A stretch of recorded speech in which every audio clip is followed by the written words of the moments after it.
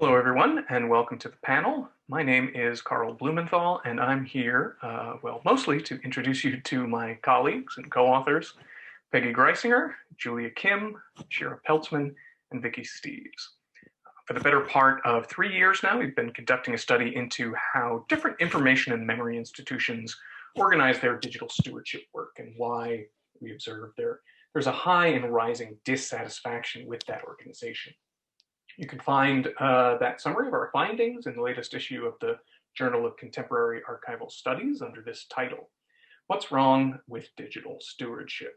Evaluating the Organization of Digital Preservation Programs from the Practitioner's Perspectives.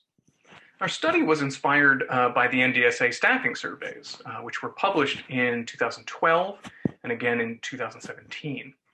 Among other questions about staffing and job functions, the survey included this very interesting prompt. It asked respondents to agree or disagree, generally or strongly, with the following statement. The way our digital preservation function is currently organized works well. Fewer than a quarter of the respondents agreed or agreed strongly with that statement in 2012.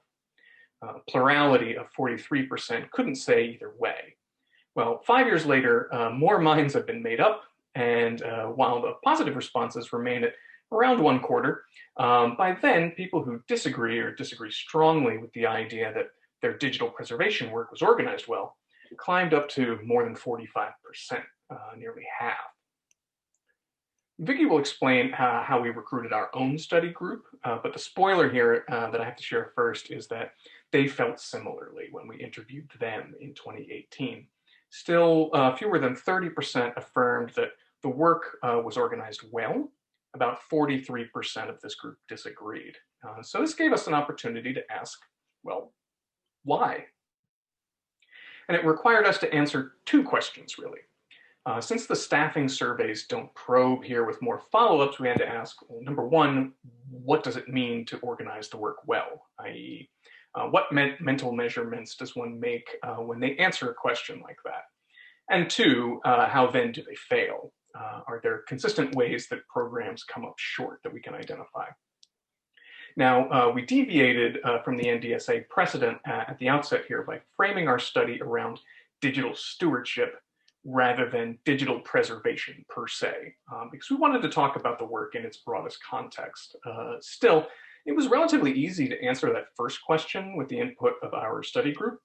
And while their ideas about what was or wasn't working well for them at the time were specific to the different kinds or sizes of institutions they were in, we could in the end say what obstacles they definitely had in common.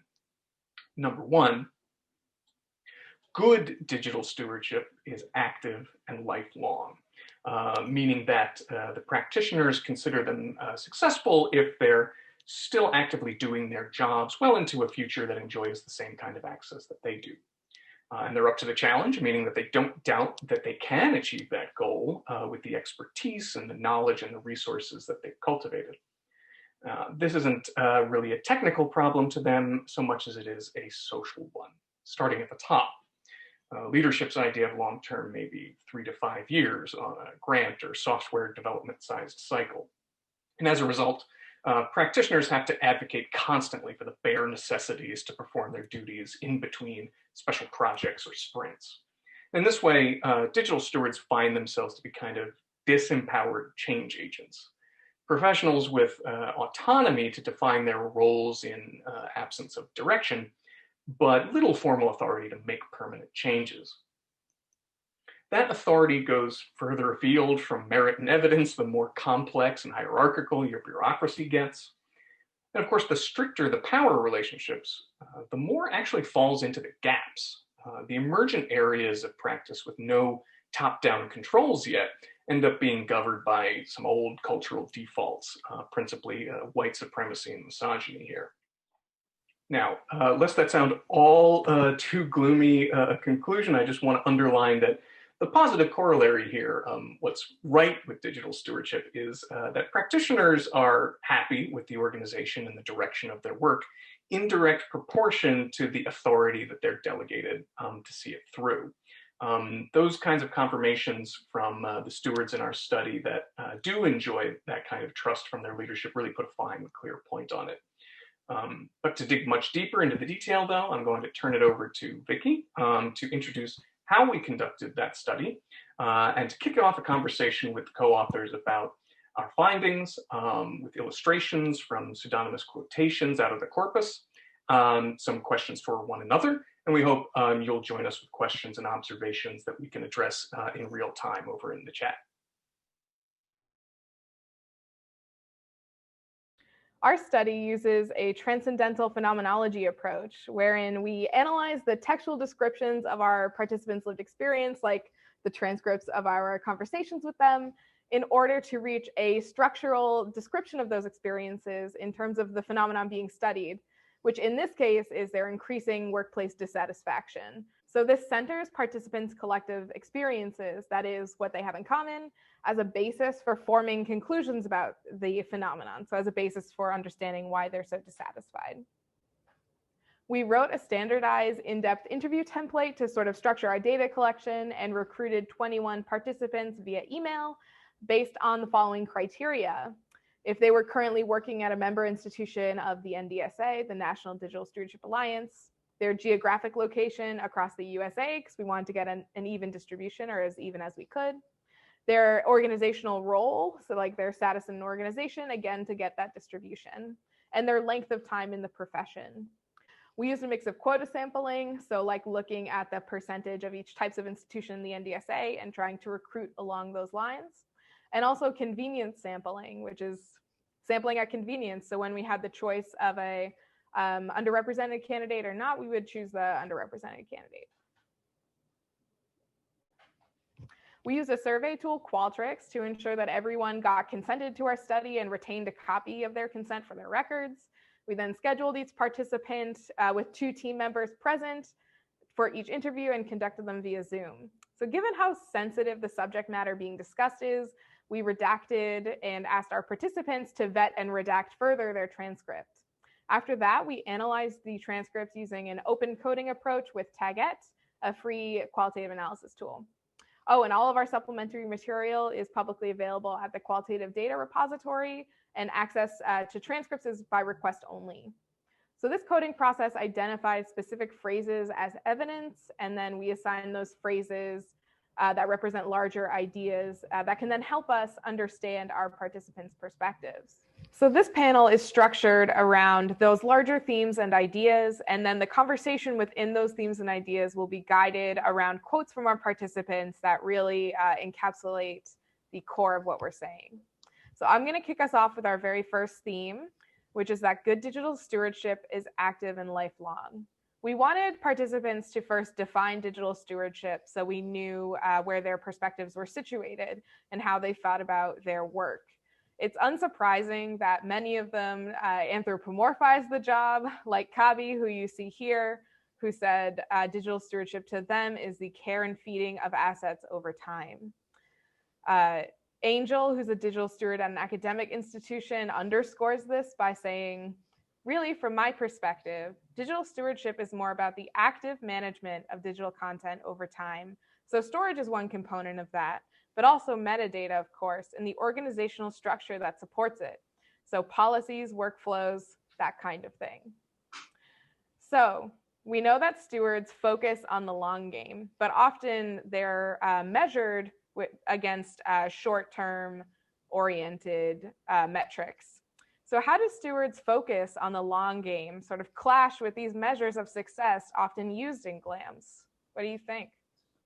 Right. So, I mean, a lot of times what you're trying to do, the rewards for it is essentially in some ways not messing up. And some of those won't come to fruition until the stewards have long passed and might be no longer in those positions or even organizations.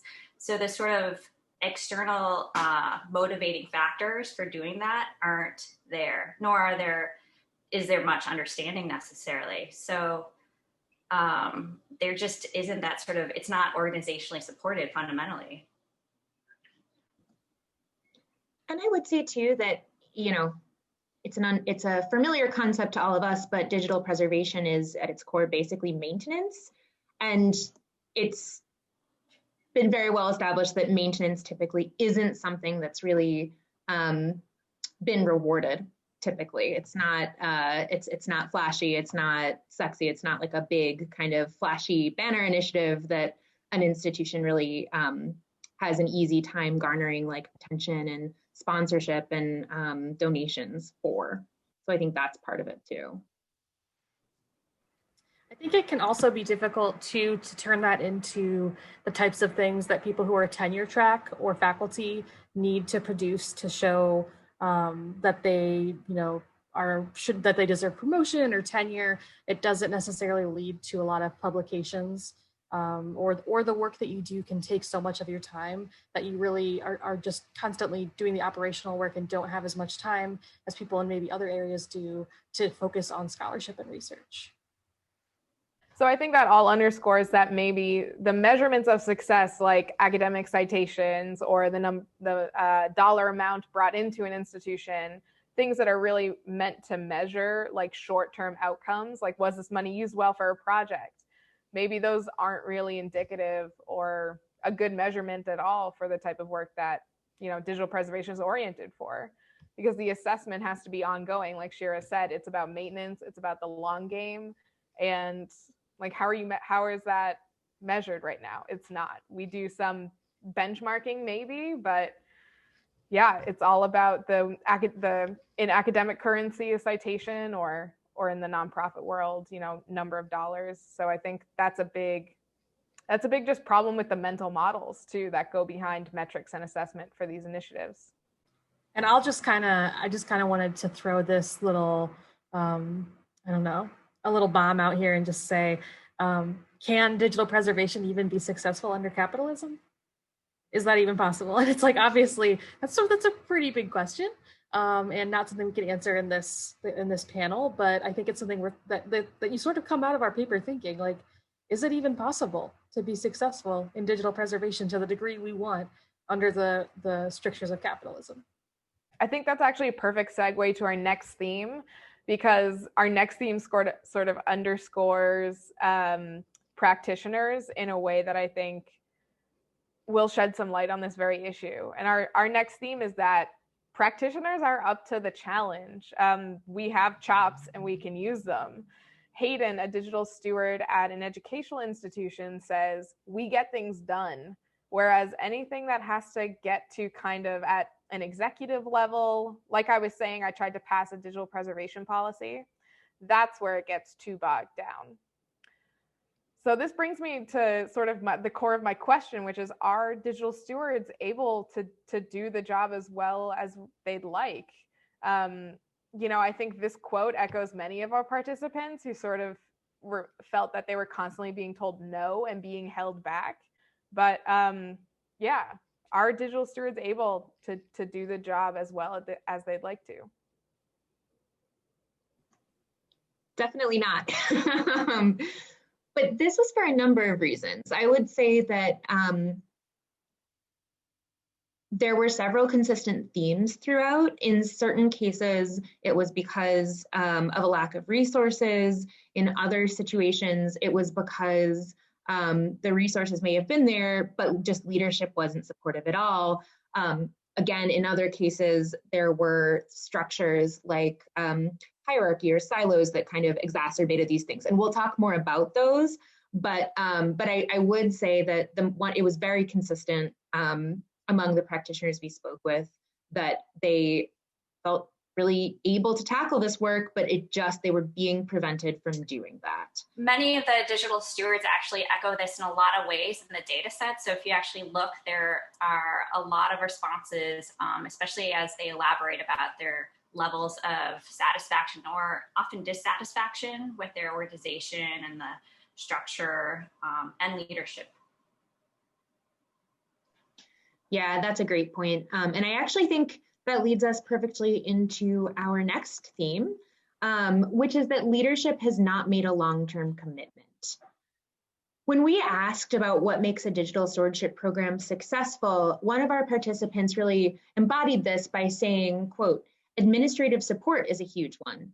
And that's just an eternal struggle, at least for me and a lot of people I know. This sentiment was echoed by another participant in our study who said, quote, "Our digital team is trying our best with very limited resources, the very limited resources that we have, but I think as an institution as a whole, it, meaning digital preservation, is not prioritized in a way that it should be." This was a really clear theme that emerged from among all of the participants, this kind of mistrust almost in leadership because they haven't really committed to stewardship and haven't supported it or really given it the kind of attention or care that the participants wished that they had. And so that leads me to a question, which is basically like, why is this? Why do you think that leadership has been so resistant to provide the kind of holistic top-down support that these stewards are really asking for? And of course, budget is obviously part of it, but I don't think that's the whole reason. And so I'm wondering what you all think about that. This sort of builds off of what was said during the last question. But really the payoff for successful digital preservation, it takes a really long time to materialize, and it may never be particularly showy. That's a pretty hard sell in our current environment, where I think you really want to have visible things that show off, we did this thing, so give us more money, give us more funding. It isn't the case that all practitioners are within the same age bracket. That certainly wasn't the case with the stewards that we spoke with for this study. There was a wide diversity in terms of age range. But I do think that digital stewardship is something that is getting more attention, and there's more attention being paid to it in graduate schools now and in MLIS degrees and things like that. And so which is to say that a lot of the folks who are in positions of authority, decision-making authority, budget authority, leadership, in other words, may not have had that kind of, probably didn't have that kind of hands-on experience with digital stewardship, when they were kind of coming up in their careers. And again, this is a generalization, so it may not be true across the board. There may be exceptions to this, but I think that one thing that's really lacking is that kind of educational component. And this is sort of just a personal kind of thing of mine, but I do wish that there were more resources, more educational resources and training modules that were geared at that kind of top level of like administration and that top level of leadership, because I think that would really help things out. It would make a big difference in my mind and to the minds of the practitioners that we spoke with. Yeah, I think I'll just amplify that point by saying I think sometimes we see a lot of conversation in this space going past each other. So we'll see managers talking to managers and practitioners talking to practitioners, like in our conference spaces, even who goes to which conference really is impactful on your ability to learn these things. Like I'm thinking about CNI and the makeup of who goes to CNI, of where digital preservation is a big topic, but it is at like a deputy director, dean level. And I think that is also sort of, we need some of those more honest and psychologically safe cross conversations. Yeah, and I think that is a good tie-in to one of our next themes, and that is that in the absence of this kind of top-down commitment and like the failure of leadership to really give the kind of support that stewards need, what ends up happening is that advocacy fills the gaps that's left by this kind of lack of organization from the top down. And that is something that, again, we saw again and again. Advocacy was such a huge theme. And this is really embodied by a quote from Hayden, who says, "There's often not a lot of confidence given to the experts to pursue the things that are important. It took a very long time of saying digital preservation is important before people who are really removed from that situation decided to care." And I would say that was very kind of emblematic. This issue of advocacy was one of the ones that elicited some of the strongest and most kind of visceral reactions from our participants. So I just am wondering, one of the questions that I have for you all is, what is the impact on practitioners of constantly having to advocate for the resources that they need to do the job that they were hired to do. Yeah, I think one of the things, it's burnout, obviously it's burnout, but that's an easy answer. But in particular, it's burnout in a way that means that you're not using time to hone your skills. Or the time that you are performing advocacy, you're not able to hone your skills, you're not able to broaden your practice, you're not able to learn about new tools and theories in your field. It makes you kind of stagnant and it discourages growth. It kind of makes you feel like you're treading water. And I think there is a bitterness of like, I'm not advancing my career. I'm not becoming a better practitioner because I'm spending all this time explaining to people why I should even exist. Yeah, and I think like this quote is so perfect, Shira, that you picked for this, because I think the point that not a lot of confidence is given to the experts.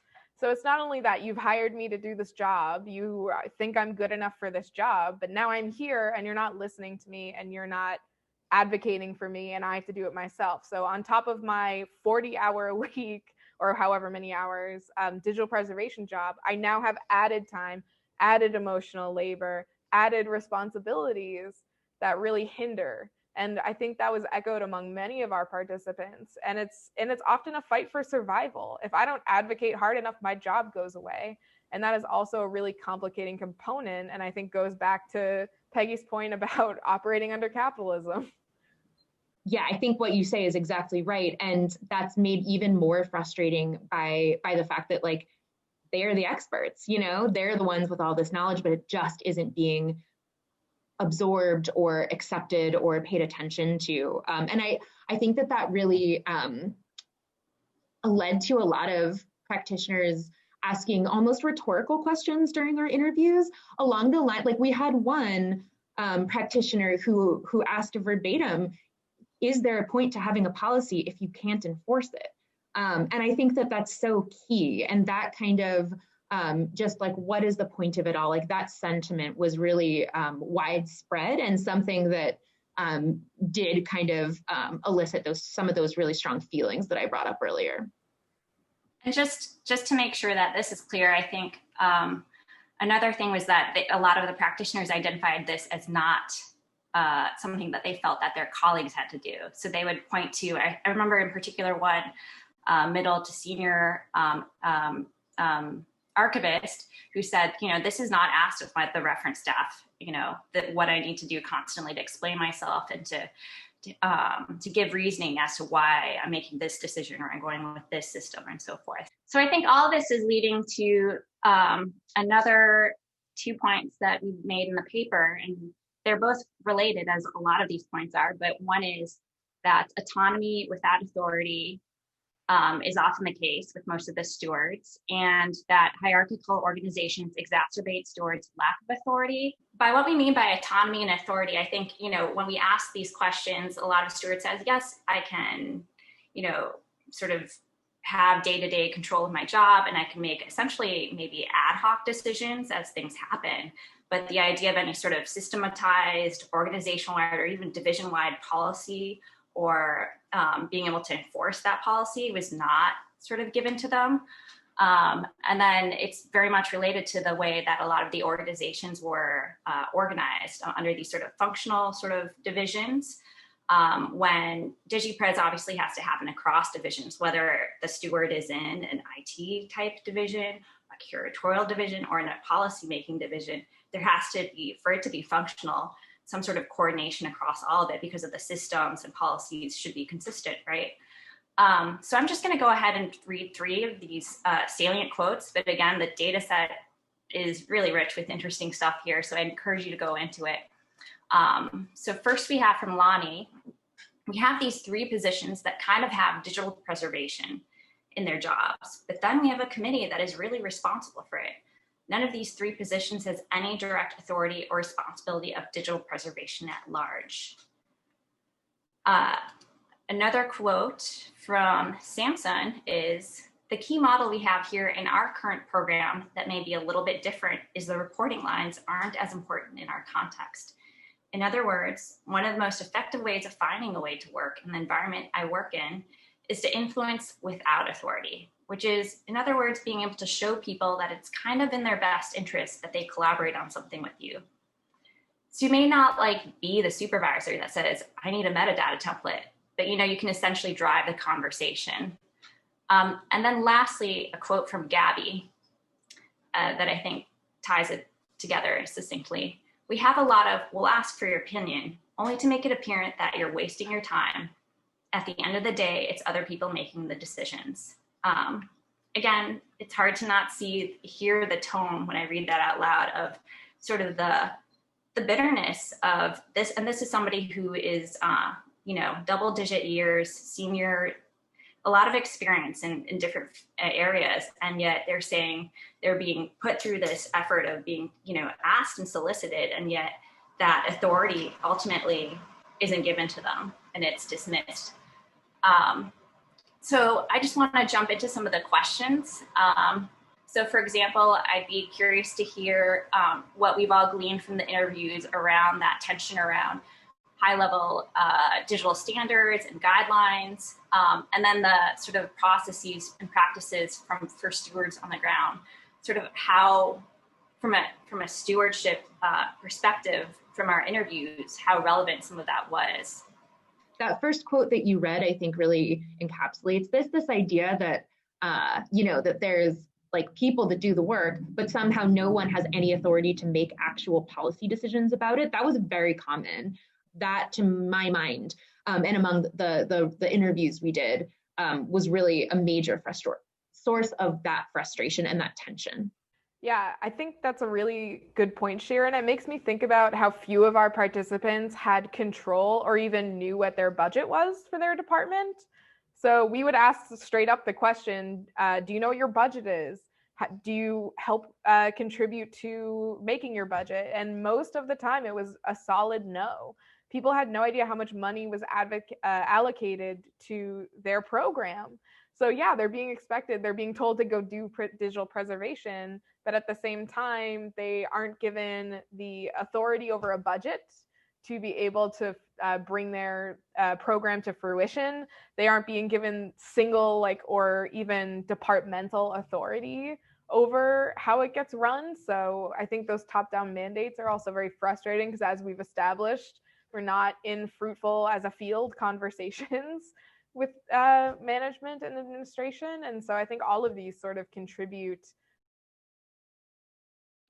of having this great mandate and having day-to-day autonomy, but it ultimately being told what to do and not having really authority. Yeah, and you mentioned having not knowing what what that number was, what the budget was. I would add to that, knowing whether there even is a line item for digital preservation, because I find often either there simply isn't, or it's just assumed that that's, somebody else is taking care of it. Somebody else is making that decision. It's definitely an IT problem, for instance. That's, I think, a common line of thinking. And that's really problematic. So in a sense, then nobody ends up being responsible for the issue then if it's dispersed in that way, especially in a way that's as unclear as that example. I just wanted to loop back, Julia, to your original question, sure, which I don't think we actually answered, about the digital preservation, sort of standards and guidelines. And I don't know that this is should be read as an indictment of those or anything. Certainly, I don't think we did enough research to say that. But what I do think you could garner from it is that if you're not careful, these can be used as a way to sort of check off that list to say, yes, we're following these things on paper, and yes, we're following, this sort of guideline, or we're meeting this level of requirement. Yeah, we're checking it off. But in reality, you look at that and you're like, no, we're not really. So that's the problem, is it can be used as a way to paper over things with the sheen of academia and sheen of professionalism and stuff. But it's not actually, it's covering up a failure. I mean, in a lot of the interviews, we really heard that when people would talk about, well, then I had this situation come up and, the policy just didn't address it at all. And so we had this sort of ad hoc thing that was happening. And then, maybe the other division was doing something completely different, or the IT division then made this purchase that had nothing to do with this new process. So I just want to underscore that this leads to a lot of this disorganization leads to a lot of inefficiencies and problems, going back to the lack of even a sense of who's really in charge, right? If everybody's somebody must be taking care of this, but nobody has that authority. So I thought I should move on to another question. So we were talking about a lot of how the stewards we interviewed didn't have that authority. So other than moving up that organizational hierarchy, how can they be more effective? We've heard that one quote above about sort of working between the functional lines and the hierarchies. Is there anything else we can garner from these interviews around that? I think one thing we saw a lot in these interviews was the necessity of I think one participant described it as being in continual advocacy mode. And I think not only continual advocacy mode, but continual educational mode. I don't know, like constantly having to kind of reach across divisional lines and explain, like, you know, this is the kind of work that I do. This is how I kind of see you being involved. But I think it's really worth acknowledging that that is incredibly challenging in hierarchical organizations, that kind of horizontal influence. Like, it's very, very difficult when you aren't getting that kind of top-down direction and top-down kind of support, because it's hard. I couldn't go to my colleagues in another division and ask them to embark on a project with me. Like, that would need to come from above us, above our pay grade. And so, but I do think that there is a lot of kind of education that stewards must do, unfortunately, must do to just kind of explain the sort of like multifaceted and fundamentally like inherently collaborative nature of their work and their need to collaborate with others in their organization. Going back to the organizational sort of hierarchies, I was thinking, as somebody who does a lot of project management, how that sort of might relate in that if you don't have that supervisory functional management power, how can you get anything done? So thinking about this, is there, should we ask about maybe how some of these jobs as the field mature should also be more middle to senior themselves instead of not having this authority built in? Does that seem reasonable in a sense that should happen, or it should be a separate thing? Or is the way that, we've seen incidentally in these interviews where it can be a curatorial person who's, entry level, or it can be somebody with 10 years who has, some sort of pseudo, not managerial, but some additional authority. Is there a way that this can function better, basically? Yeah, I do think there are ways that we can organize ourselves in our workplaces so that digital preservation can really thrive. And I think it is really, really dependent on practitioners, unfortunately, like moving up. So I'm not sure, other than moving up, I'm really not sure. I think from the folks who reported in our data set that they did like the way digital stewardship was organized, of which there were a few that Karl spoke about in our last few themes. I think for them, it was because they had direct lines to deans, directors, and they could have a seat at the table. I think oftentimes, from what we've seen organizationally, digital stewardship may or may not be its own department. It might be lumped in with wider library departments, or like conservation broadly, and the head of conservation maybe is not really familiar. So I think it all sort of ties back to that education component. And I think honestly, like, a lot of problems would be solved by moving up organizationally and people making space for us at the table, and then really listening, because unfortunately there are political and social realities in which we operate. Many of them relate back to capitalism, like Peggy was saying, especially in my area of work in academia. So unfortunately, it's really hard to be taken seriously unless you're in sort of those positions. And one thing I think it's also interesting to note is that while digital stewards and librarianship at large and information science at large is majority female, the managers are majority male. And I think that also plays a role, which we'll discuss later on too. It's one of our themes. but I just want to, it's also good to touch on. I just want to kind of pick apart what you're saying a little bit, because you mentioned the importance of moving up, and I do agree with that, but often that's something that's beyond an individual's control.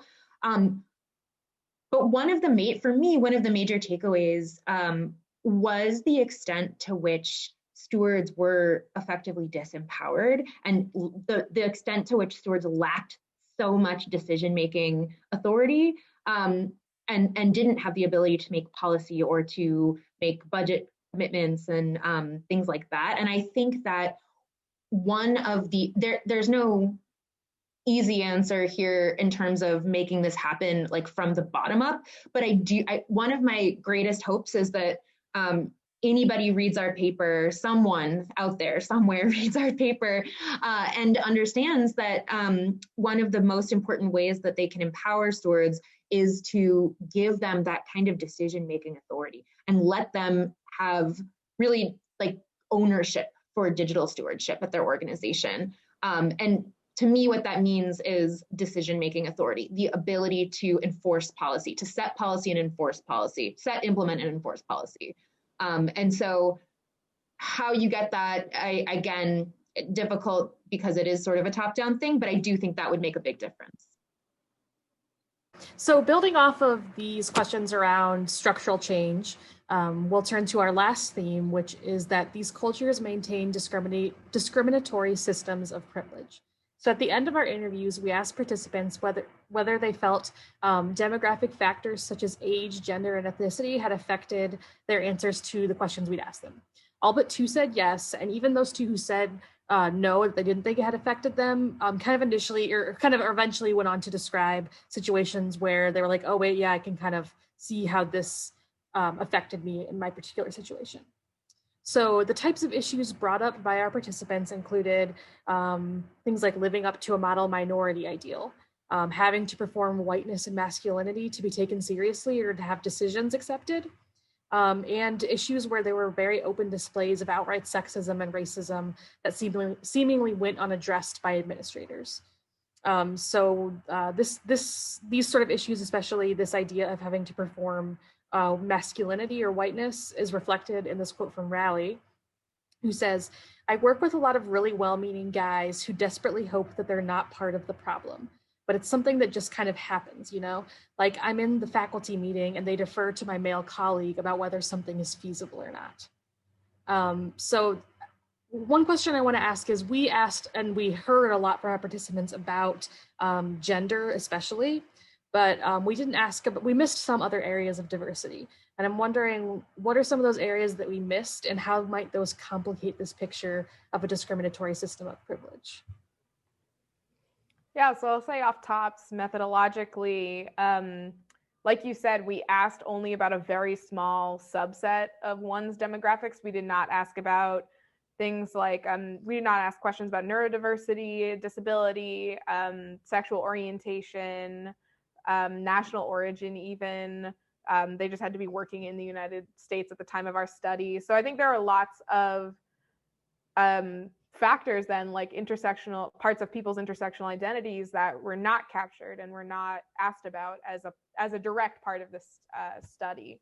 So I think that's definitely an area of future work, and one area where area that we missed. But I mean, one of the things is, I would feel, reflecting on this, that looking for those kinds of diversities, because of all the things we've already discussed, given the type of geographic spread that we were trying to look for and the type of organizational and institution types that we were trying to look for, would be very difficult, if not potentially impossible. And it goes back to a quote, really damning quote from somebody who said, I would honestly not encourage people without a lot of privilege working here. And this archivist was maybe, that situation was particularly problematic, but I think it just goes hand in hand with sort of everything that we've been saying, unfortunately, even if we wanted to. And I think some of the impetus for this paper is really trying to think about that initially, but. I think it's interesting as well, too, that even though we didn't ask about some of these things, they actually got surfaced by the participants themselves, especially in regards to sexual orientation. I think that came up quite a bit as complicating people's relationships with their organizations. So it became clear to us as we were doing the interviews that we were like, oh, there were a lot of other areas that we probably should have covered here, but in order for the consistency of data, we didn't dive into it then. But I think it became apparent very quickly that those were areas that were a good place for future study. There's nothing more frustrating than getting midway through a study and being like, I wish we'd asked this, or I wish we'd done this differently. Why didn't we think about that from the beginning? So very true. I'll also say, to your point about future work, Peggy, like, I would love somebody, like Julie has been mentioning, all of the supplemental material underlying our study is available, our interview guide, our consent forms, everything. Like, I would love for someone to extend this study and refine it for, like, to look at only underrepresented or minoritized folks in GLAMs, or like Indigenous libraries and archives also, I think, would be a site where a study like this is particularly necessary, particularly because of the heavy advocacy work there as well. So I would love for someone to take all of this and really refine it and build on it. So open invitation.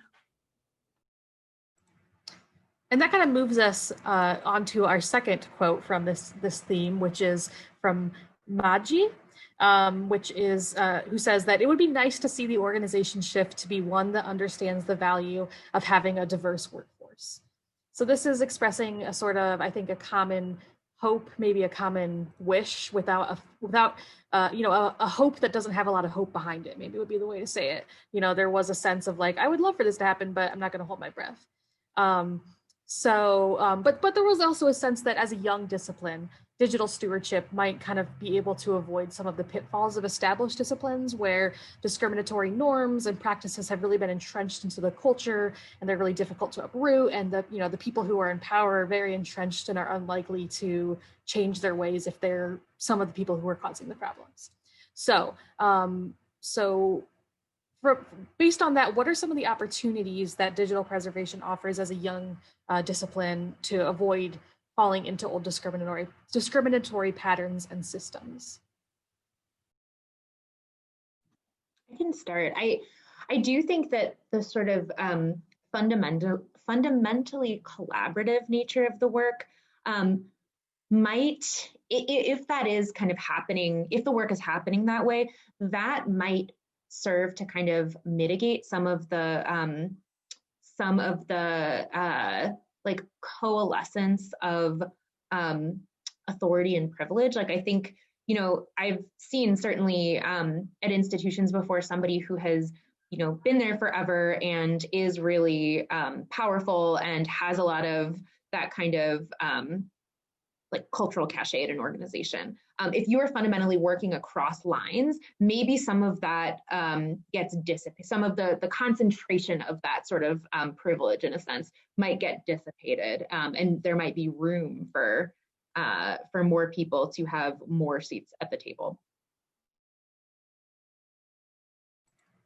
And I will point out too as well that I remember reading from one participant that she noted that her entire chain of command was made up of women.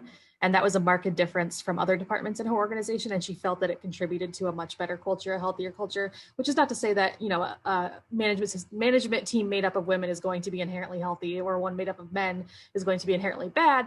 But I think it speaks to maybe is there more room in this discipline, despite the many barriers to advancement that women still face in it, that that maybe it's easier or there's more pathways for people from underrepresented groups to break through than there would be in these very well-established disciplines. Yeah, go ahead, Julia. I was just reflecting on Maji's quote and thinking about how, going back to how a lot of times leadership just doesn't have the same view, that maybe people at their organization feel like they're tackling this challenge and doing a pretty good job, actually, and there's just going to be a disconnect between people on the ground and leadership in terms of, what do these charged words like diversity really mean? So echoing what Vicky was saying, I do think maybe in this area there should be more study and more follow-ups, because I'm a little cynical sometimes about some of this stuff otherwise. Yeah. Well, that cynicism leads us nicely into the other question, which is, so, we've looked at the positive sides, but what are the risks that come with having a new discipline? That actually set up more risks than if you were coming into a very well-established discipline in terms of diversity. So Peggy, I think you hit the nail on the head when you mentioned that one of the issues that was reported across our participant pool, the digital stewards, is having to act out whiteness and masculinity to get a seat at the table. Like if you sit like this in an IT meeting and maybe you'll get your opinion taken more seriously. Like these are also methods of advocacy we've been forced to adapt to get things done and to survive in these atmospheres. And I think they're really damaging. So I think that often is tied up to what I've seen as sort of like digital preservation as almost like a startup, or treating digital stewards as sort of like free agents, which is often tied to labor concerns as well, because often digital stewards are funded precariously by grants. And so to get things done quickly, you are often having to use these sort of like weirdly coded, like toxically masculine phrases, stances, body language, to write emails to get your job done in a way that you have to survive, but is really, frankly, insulting. And I think contributes is a big risk. I just want to build off of something you mentioned just a second ago, Vicky, which I think is so insightful, and that's precarious labor. I do see my least favorite thing in the world is seeing job listings for 1-year digital preservation librarian positions, or, temporary part-time 6-month digital archivist job. Like that is, I think there's been quite a bit of research recently and a lot of conversation within the field and beyond about the negative impacts of precarious labor.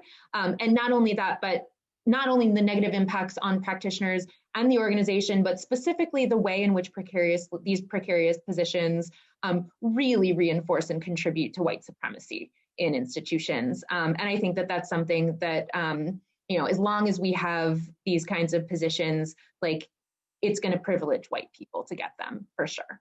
And I think that that is a major contributor and is really something that we as a profession, it's really incumbent on all of us, but especially on anybody in any position of privilege or authority to really kind of draw attention to that and push back on the kinds of conditions that and organizations, frankly, that promote these kinds of positions.